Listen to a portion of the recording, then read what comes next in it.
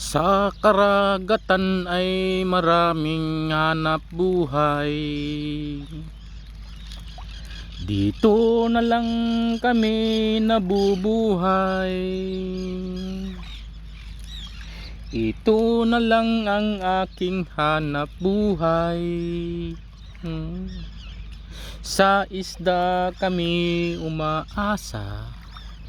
Dito kami nabubuhay pagkat ito ang aming hanap buhay.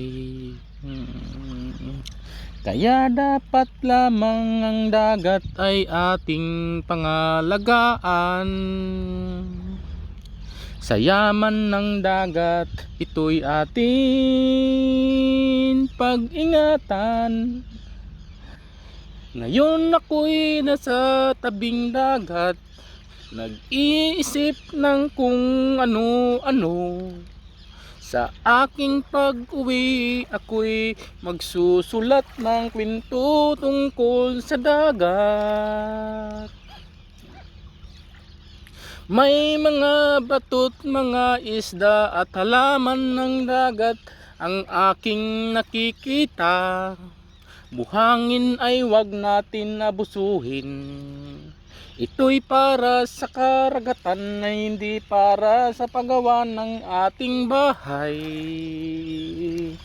Atin itong ingatan at ating paghahandaan ang bukas na walang hangganan.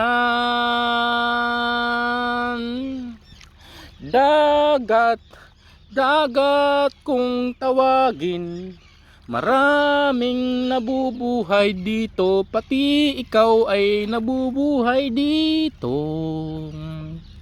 Dapat lamang natin ito'y pag-ingatan. Maraming mga ibon nabubuhay dito.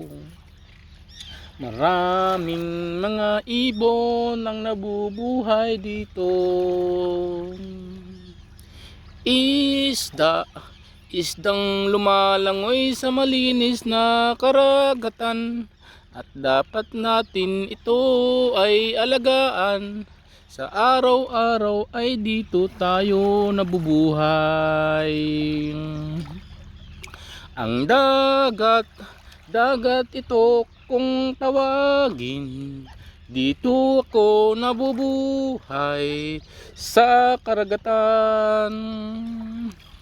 Kaya ngayon ay nakatambay lamang sa tabing dagat, ako ay nakatambay.